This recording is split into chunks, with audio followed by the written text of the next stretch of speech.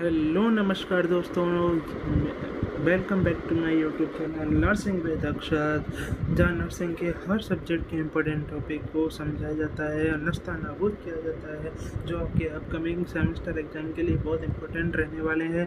जैसे कि आपने मेरी पिछले वीडियो में देखा होगा कि आपने मेरी पर्सनालिटी डिसऑर्डर देखा, ठीक है।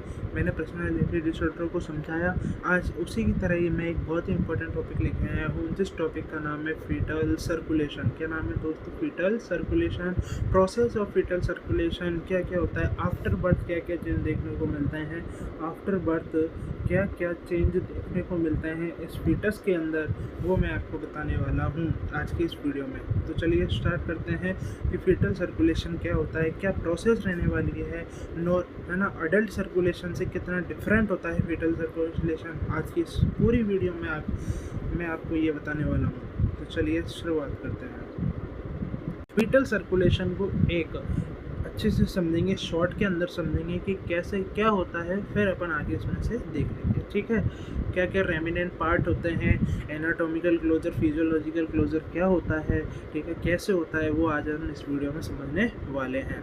तो चलिए आगे चलते हैं। अडल्ट सर्कुलेशन से बहुत डिफरेंट होता है फीटल सर्कुलेशन, क्योंकि ये चीज़ तो आपको भी पता है, क्योंकि उस जैसे अपने अंदर अडल्ट की बात करूँ तो अडल्ट में लंग्स जो होते हैं, क्या लंग्स जो होते हैं वो तो फंक्शनिंग होते हैं।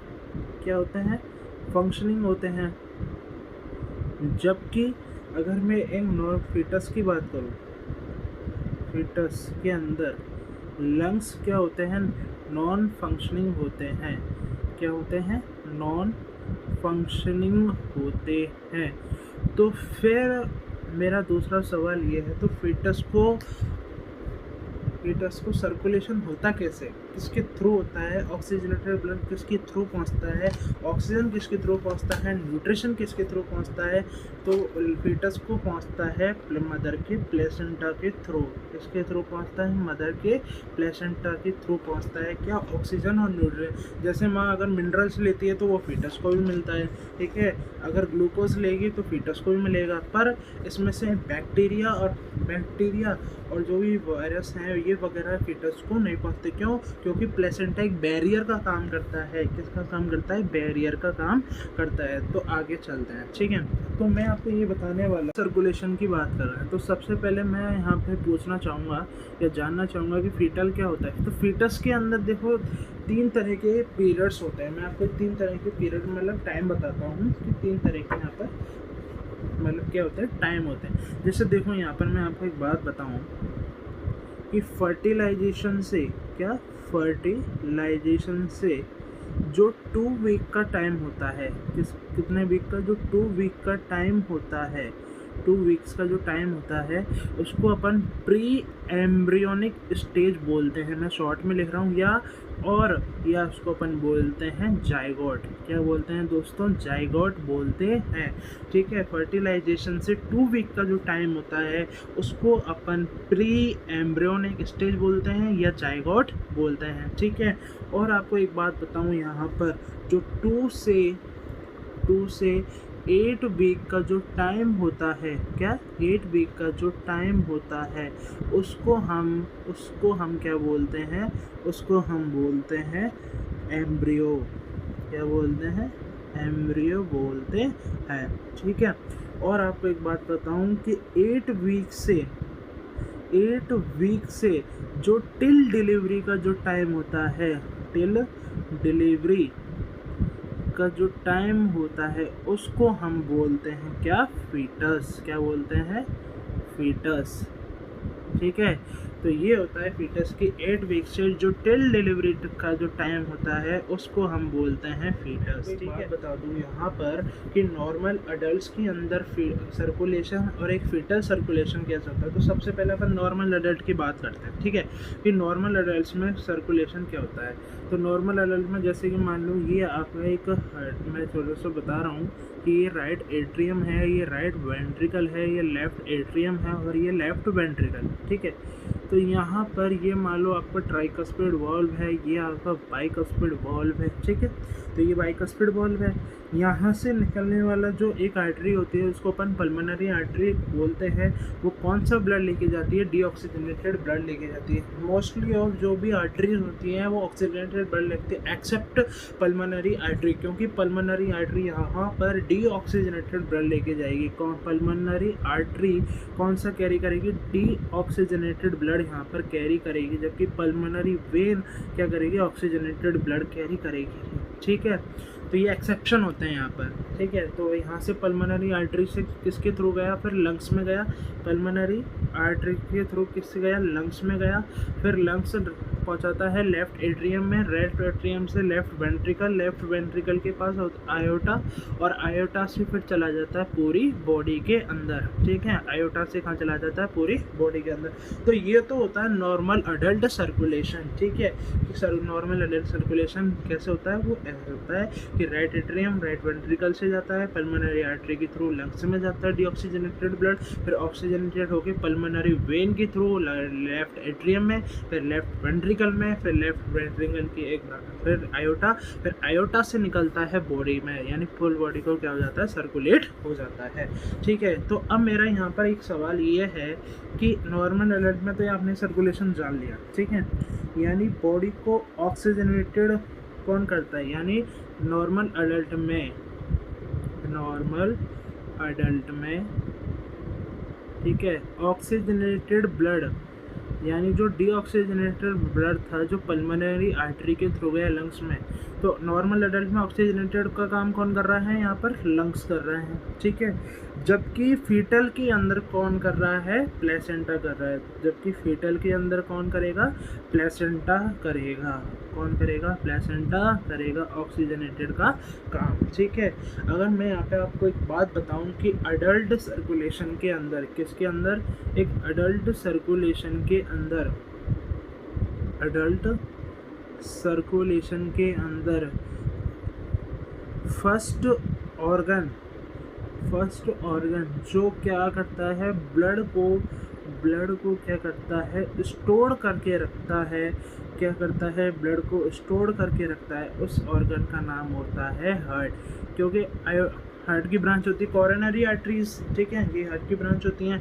तो ये तो फर्स्ट ब्लड यानी फर्स्ट ऑर्गन जो होगा जो क्या स्टोर करके रखेगा? ब्लड को स्टोर करके रखेगा, वो होगा हार्ट। ये तो है अडल्ट के अंदर। जबकि मैं पूछूं यहाँ पर फीटल के अंदर कौन करेगा? तो फीटल में सबसे पहले जाएगा, फर्स्ट जाएगा लिवर के अंदर। कौन जाएगा? लिवर के अंदर। यानी फर्स्ट ब्लड जो जाएगा वो किसके अंदर जाएगा? स्टोर ब्लड रहेगा, वो किसके अंदर रहेगा? लिवर के अंदर, ठीक है। तो चलें आगे। तो आई होप आपको समझ में आ रहा होगा। तो मैं आपको एक बात बताऊंगा, नॉर्मल एक बेसिक है, मैंने आपको एक बेस बताया, ठीक है। जैसे कि फिर आपको जो आगे आने वाली जो चीज़ मैं आपको बताऊं वो आपको आसानी से इजीली समझ में आ जाए, ठीक है। तो मैं एक बहुत इंपॉर्टेंट डायग्राम से यहाँ बताने वाला हूँ, ठीक है। तो जैसा कि आप ये डायग्राम देख रहे होंगे कि यह प्लेसेंटा से थ्रू निकल रहा है अम्बिलिकल वेन, ठीक है। एक अम्बिलिकल वेन होती है और दो अम्बिलिकल आर्टरी होती है। तो सबसे पहले ये अम्बिलिकल वेन है, ठीक है, जो बॉडी से निकल रही है, और फर्स्ट ब्लड किसको जाता है? लिवर पे जाता है, ठीक है। तो जो बॉडी का जितना भी डीऑक्सीजनेटेड ब्लड है क्या इंफीरियर वेना केवा से, और इंफीरियर वेना केवा से जाते हैं किसके अंदर? राइट एट्रियम में। किसके अंदर जाएगा? राइट एट्रियम में। अब राइट एट्रियम से एक राइट एट्रियम और लेफ्ट एट्रियम के बीच एक ओपनिंग होती है जिसको अपन बोलते हैं क्या? Foramen Oval. क्या बोलते हैं? Foramen Oval. फोरामेन ओवल का मतलब होता है राइट एट्रियम और लेफ्ट एट्रियम के बीच की ओपनिंग को बोलते हैं हम फोरामेन ओवल। और हाँ, जब प्लेसेंटा से अम्बिलिकल वेन जाएगी तो बताओ, अब अम्बिलिकल वेन और इंफीरियर वेना केवा के जो बीच का जो कनेक्शन होगा उसको अपन बोलेंगे क्या? Ductus venosus. क्या बोलेंगे? Ductus venosus. तो डक्टस वेनोसस क्या होता है? इंफीरियर वेना केवा और जो अम्लाइकल वेन होती है उन बीच के कनेक्शन को बोलते हैं डक्टस विनोसस, और राइट एट्रियम और लेफ्ट एट्रियम के बीच के कनेक्शन को बोलते हैं फोरामेन ओवल। तो राइट एट्रियम से निकला, फिर राइट एट्रियम से निकला, फिर राइट वेंट्रिकल में, राइट वेंट्रिकल से लेफ्ट एट्रियम, ठीक है। फिर अब मैं अब एक बात पूछना चाहता हूँ कि जब ये ओपनिंग है तो जो ब्लड राइट एट्रियम में जाएगा तो वो कुछ ब्लड लेफ्ट एट्रियम में भी जाएगा, क्योंकि ओपनिंग है। तो कुछ मात्रा में यानी 100% में से 25% अगर मैं बात करूँ तो लेफ्ट एट्रियम में जाता है, और लेफ्ट एट्रियम में जाकर फिर 75% राइट वेंट्रिकल में जाता है। राइट वेंट्रिकल से जाएगा पल्मोनरी आर्टरी के थ्रू लंग्स में। अब लंग्स तो क्या है, नॉन फंक्शनिंग है, नॉन फंक्शनिंग है, यानी लंग्स अब काम यहाँ पर काम नहीं कर रहे हैं। पर जब लंग्स काम नहीं कर रहे हैं लेकिन फीटस की कुछ सेल को, फीटल लाइफ की कुछ सेल को जिंदा रखने के लिए सर्कुलेशन तो होगा, ब्लड तो जाएगा, ठीक है।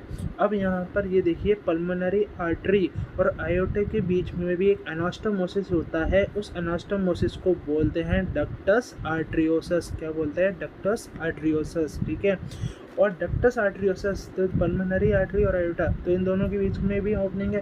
और ये तो जो ब्लड पल्मोनरी आर्टरी में जाएगा तो कुछ मात्रा में आयोटा में भी जाएगा लेफ्ट वेंट्रिकल के थ्रू, ठीक है। लेफ्ट वेंट्रिकल से आयोटा, और आयोटा से फुल बॉडी में जाएगा, और बॉडी से फिर जाएगा अम्लाइकल आर्टरी में, ठीक है। तो अम्लाइकल आर्टरी के थ्रू कहाँ जाएगा? प्लेसेंटा के थ्रू जाएगा, ठीक है। अब मेरे यहाँ पर 5 क्वेश्चन जो एग्जामिनर के बहुत ही इंपॉर्टेंट 5 क्वेश्चन होते हैं, ठीक है। तो मेरा पहला सवाल, प्लेसेंटा से अम्लाइकल मतलब जो ऑक्सीजनेटेड ब्लड है वो कौन लेके जा रहा है? Umbilical when. और इंफीरियर वेना केवा और अम्लाइकल बीच के कनेक्शन को बोलते हैं डक्टस विनोसस, ठीक है। राइट एट्रियम से लेफ्ट एट्रियम के बीच का जो ओपनिंग है उसको बोलते हैं अपन फोरामेन ओवल।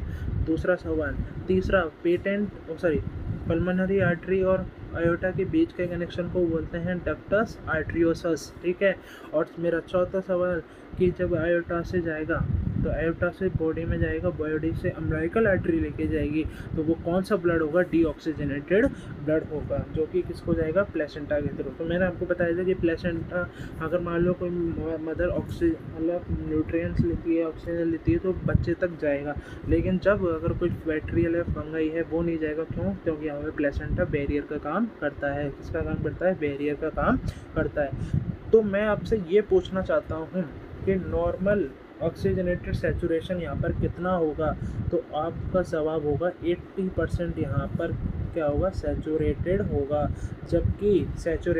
जबकि डीऑक्सीजनेटेड की सैचुरेशन अगर मैं आपसे पूछूं तो कितना रहेगा? 60% रहेगा। क्यों? क्योंकि 80% तो इसलिए रह रहा है क्योंकि फीटस में अभी भी लंग्स तो नॉन फंक्शनिंग है, तो कुछ नॉन फंक्शनिंग है, ठीक है।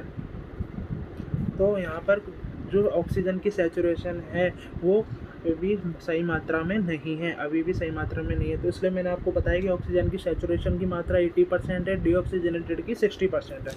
अब यहाँ पर मैं आपको एक बताना चाहता हूँ कि ठीक है, तो बताइए ऑक्सीजनेटेड ब्लड कैरी करने वाली वेन ब्रांच अम्लाइकल वेन, ठीक है। इंफीरियर वेना केवा और अम्लाइकल आर्टरी के बीच का connection ductus venosus. Right atrium और लेफ्ट एट्रियम के बीच के कनेक्शन फोरामेन ओवल। और पल्मोनरी आर्टरी और आयोटा का कनेक्शन डक्टस आर्टरियोसस। और डीऑक्सीजनेटेड ब्लड करने मतलब जो ब्लड कैरी करने वाली ब्रांच होती है वो कौन सी होती है? अम्लाइकल आर्टरी, जो कहाँ तक जाती है? प्लेसेंटा तक जाती है। अब मैं आपसे ये पूछना चाहता हूँ, जब आफ्टर बर्थ क्या होता है? आफ्टर बर्थ, तो ये डायग्राम है, ठीक है। तो आफ्टर बर्थ क्या होता है? लंग्स जब फंक्शन करने लग जाता है, लंग्स फंक्शनिंग करने लग जाते हैं, तो ये जो अम्लाइकल आर्टरी और जो अम्लाइकल वेन है, इन बीच के कनेक्शन को क्या किया जाता है? कनेक्शन को काट दिया जाता है। यानी अपन पढ़ेंगे अब एनाटॉमिकल क्लोजर और फिजियोलॉजिकल क्लोजर, कि फिजियोलॉजिकल क्लोजर आफ्टर बर्थ कब होता है और एनाटॉमिकल क्लोजर आफ्टर बर्थ कब होता है। तो मैं आपको बता दूं कि यहाँ पर जो अम्लाइकल आर्टरी है और अम्लाइकल वेन है, इन आफ्टर बर्थ जब लंग्स फंक्शनिंग करने लग जाते हैं तो इन दोनों के कनेक्शन को काट दिया जाता है, जिससे कि जो ऑक्सीजन सैचुरेशन है वो क्या हो जाता है? इंक्रीज होने लग जाता है, ठीक है। क्या होने लग जाता है? ऑक्सीजन सैचुरेशन इंक्रीज होने लग जाता है, ठीक है। तो वहाँ पे अब आप आगे चलते हैं, ठीक है। तो चलिए आगे चलते हैं। तो आपको ये डायग्राम आई होप समझ में आया होगा, ठीक है। आफ्टर डिलीवरी, आफ्टर डिलीवरी ठीक है। आफ्टर डिलीवरी जो फिजियोलॉजिकल क्लोजर होता है, क्या फिजियोलॉजिकल क्लोजर होता है, ठीक है, क्लोजर वो after but with in 5 minute के अंदर होता है, विद इन 5 मिनट के अंदर होता है। जबकि एनाटॉमिकल क्लोजर सबका अलग अलग होता है, सबका डिफरेंट होता है, ठीक है। क्या होता है? डिफरेंट होता है।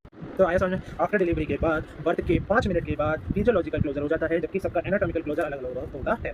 तो मैं अब ये बताता हूँ कि फिजियोलॉजिकल क्लोजर होने का रीज़न क्या है, कि क्या रीज़न हो सकता है कि ये फिजियोलॉजिकल क्लोज आफ्टर बर्थ यानी विद इन 5 मिनट्स के अंदर हो गया। तो आइए समझते हैं। देखिए, पूरी प्रेगनेंसी के अंदर और एक फीटल लाइफ के अंदर, फीटस लाइफ में जो प्रोस्टाग्लैंडिन जो होता है, प्रोस्टाग्लैंडिन मैं यहाँ पे लिख देता हूँ, प्रोस्टाग्लैंडिन का लेवल बहुत अच्छा होता है, लेवल जो होता है बहुत अच्छा होता है। अब जब यहाँ पर प्रोस्टाग्लैंडिन का लेवल रहेगा, अब मैं आपसे पूछना चाहता हूँ, जब बॉडी की सेल, ये मेरी बात कर लो या एक आपकी बात, मतलब फीटस लाइफ की बात कर लेते हैं अपन, ठीक है, और एक अपन अपनी बात कर लेते हैं, ठीक है। जब बॉडी की सेल्स में ऑक्सीजन की कम हो जाती है, यानी ऑक्सीजन की कमी हो जाती है बॉडी के अंदर, यानी कौन सी कंडीशन डेवलप हो गई? हाइपोक्सिया कंडीशन डेवलप हो गई, ठीक है। कौन सी कंडीशन डेवलप हो गई? हाइपोक्सिया कंडीशन डेवलप हो गई। तो मैं ये पूछना चाहता हूँ कि जब बॉडी की सेल में हाइपोक्सिया कंडीशन हो जाती है तो बॉडी की सेल एक केमिकल रिलीज करती है, और उस केमिकल का नाम है कौन? प्रोस्टाग्लैंडिन। क्या नाम है? प्रोस्टाग्लैंडिन, ठीक है। अब ये प्रोस्टाग्लैंडिन जो है, तो मैं यहाँ पे लिख दूँ कि बॉडी की सेल अगर प्रोस्टाग्लैंडिन क्या कर रही है? रिलीज करती है। तो अब मैं पूछना चाहता हूँ कि प्रोस्टाग्लैंडिन का जो फिजियोलॉजिकल फंक्शन होता है वो क्या होता है? तो मैं फिजियोलॉजिकल फंक्शन मैं आपको यहाँ पे बता दूँ इसका, तो इसका होता है वेजो डायलेशन का होता है। क्या? वेजो डायलेशन का होता है। तो ये जितने भी मैंने आपको ओपनिंग बताई, foramen Oval, ductus venosus, arteriosus, तो इसमें क्या करती है? वेजो डायलेशन का काम करती है। क्यों? पूरी प्रेगनेंसी में इन सब की ओपनिंग की डायलेट कर रखने का एकमात्र कारण क्या है कि जब फीटस के अंदर जब लंग्स नॉन फंक्शनिंग है तो ऑक्सीजन सैचुरेशन ठीक ठाक नहीं रहता है, ऑक्सीजन सैचुरेशन की मात्रा इतनी सही नहीं होती है, ठीक है। जब ऑक्सीजन सैचुरेशन की मात्रा सही नहीं होगी तो क्या करेगी? बॉडी की सेल प्रोस्टाग्लैंडिन रिलीज करेगी, जिसका फिजियोलॉजिकल फंक्शन होता है वेजो डायलेशन। क्या होता है दोस्तों? वेजो डायलेशन। अगर मान लो मुझे इसका वेसल्स का कॉन्स्ट्रिक्ट करवाना हो तो मैं मालूम मुझे क्या करवाना है? वेसल्स को कॉन्स्ट्रिक्ट करवाना है। क्या करवाना है? कॉन्स्ट्रिक्ट करवाना है। तो वेसल्स को कॉन्स्ट्रिक्ट कैसे करूँगा?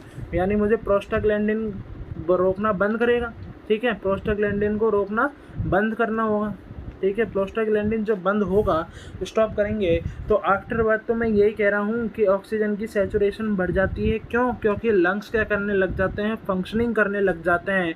जब लंग्स फंक्शनिंग करेंगे तो बॉडी की सेल प्रोस्टाग्लैंडिन केमिकल को रिलीज करना बंद कर देगी, और जहाँ फिजियोलॉजिकल फंक्शनिंग प्रोस्टाग्लैंडिन वेजो डायलेशन कर रही थी, तो अब स्टार्ट क्या हो जाएगा? वेजो कॉन्स्ट्रिक्शन हो जाएगा।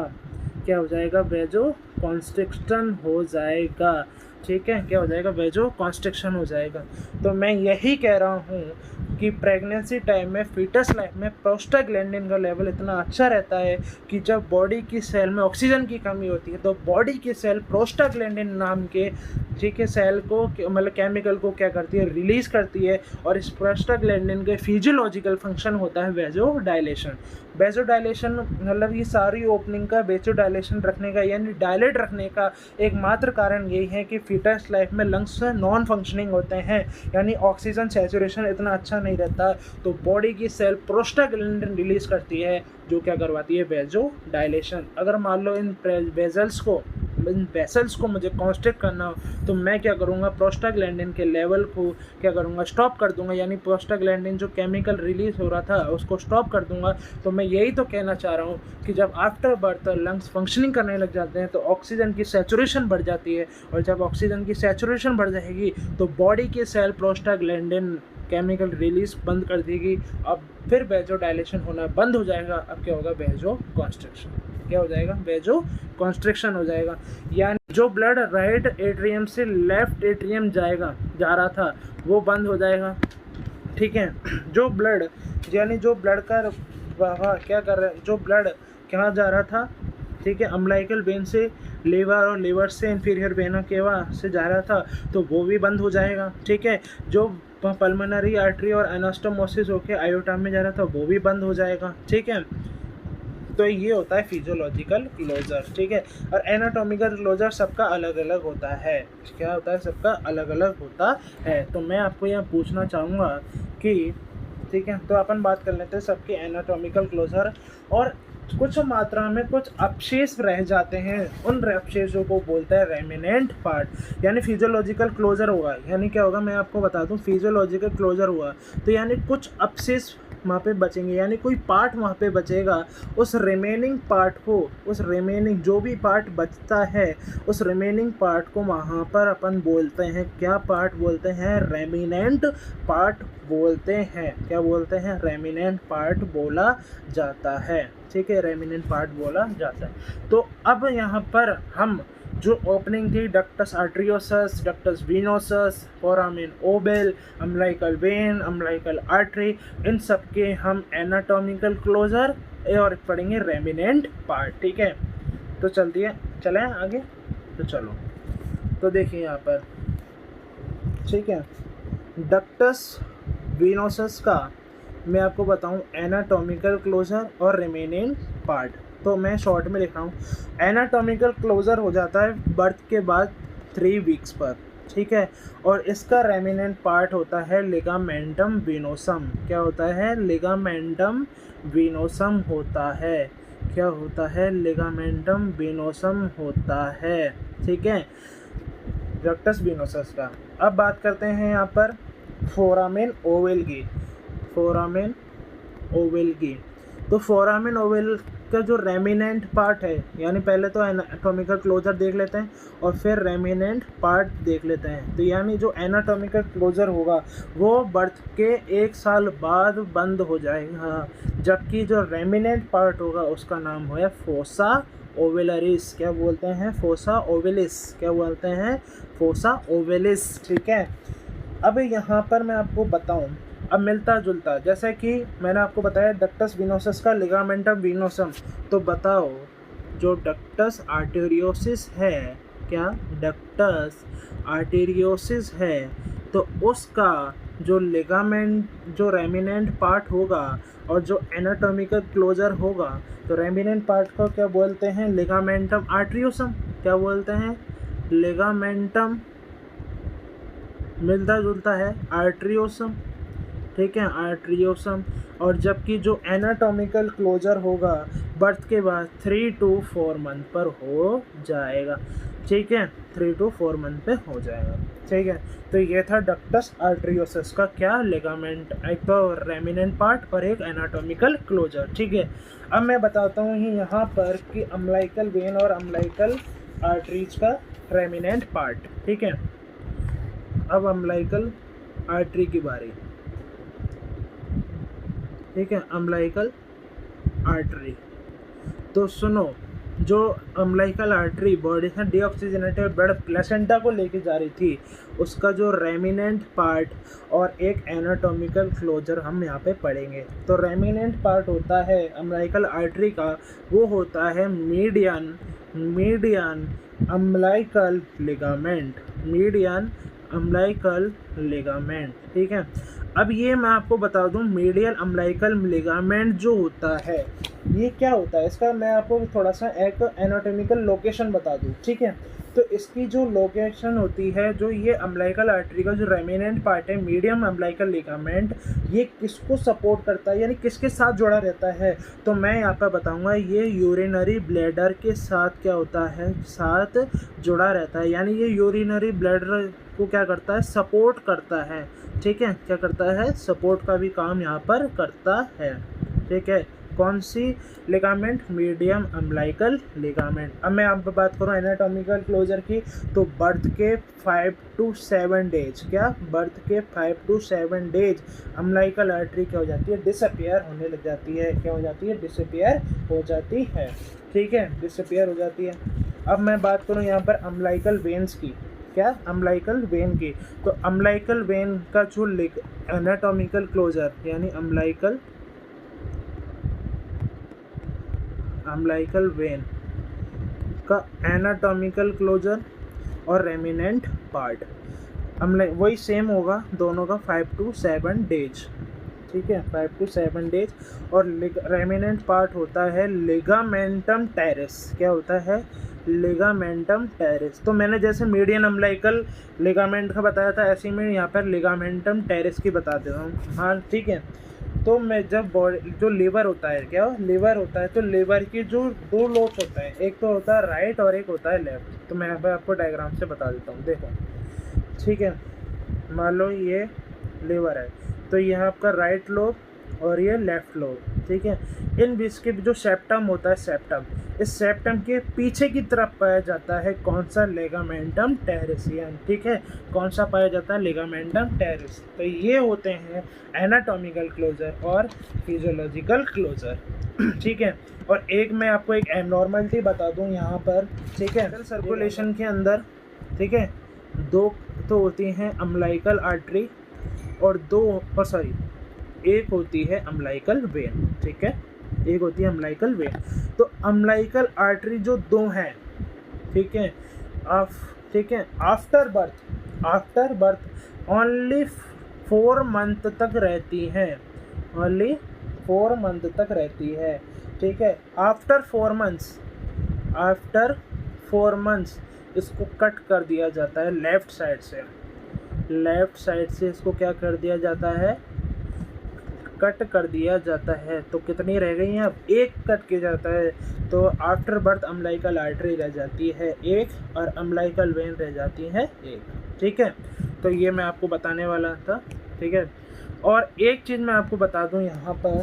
ठीक है, फीटल सर्कुलेशन के अंदर बाईपास चैनल होते हैं। क्या होते हैं? फीटल सर्कुलेशन के अंदर एक बाईपास चैनल होता है। बाईपास चैनल को क्या होते हैं? जैसे मैंने आपको बताया कि फोरामिन ओवल में राइट एट्रियम और लेफ्ट एट्रियम के बीच का जो कनेक्शन था फोरामिन ओवल, तो कुछ मात्रा में जो ब्लड था वो उसमें भी जा रहा था। ठीक है, तो बाईपास चैनल होते हैं अब यहाँ पर मैं आपको बता रहा हूँ जो प्लेसेंटा से जो अम्बिलिकल वेन लेके जा रही थी, कहाँ पर? लीवर पर। कहाँ लेके जा रही थी? लीवर पे।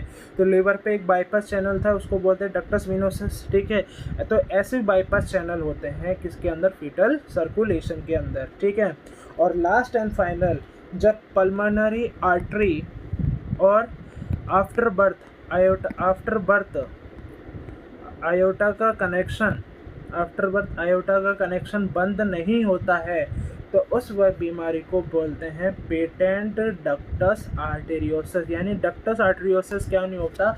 बंद नहीं होता आफ्टर बर्थ पर, तो उस एब्नॉर्मलिटी को बोलते हैं पेटेंट डक्टस आर्टेरियोसिस। यानी जो डक्टस आर्टेरियोसिस है वो ओपन ही रह जाता है, तो उसको अपन बोलते हैं patent ductus arteriosus. Ductus arteriosus किसका कनेक्शन था? पल्मोनरी आर्टरी और आयोटा का। ठीक है, और अब यहाँ पर सुन लीजिए DOC इन पैडा, यानी DOC इन PDA, जिसको अपन पाड़ा बोलते हैं, पेटेंट डक्टस आर्टेरियोसिस की जो DOC होती है, ड्रग ऑफ चॉइस होती है, वो होती है एंडोमेथासिन। क्या होती है? एंडोमेथासिन होती है ड्रग ऑफ चॉइस। तो ये था हमारा फीटल सर्कुलेशन, एक शॉर्ट समरी के अंदर समझा। ठीक है, आई होप मेरी फीटल सर्कुलेशन की कहानी मेरी जुबानी आपके दिमाग तक पहुंच गई होगी। ठीक है, आज के लिए इतना ही। ठीक है, मिलते हैं नेक्स्ट वीडियो में नेक्स्ट टॉपिक के साथ। जब तक के लिए जय हिंद, जय भारत।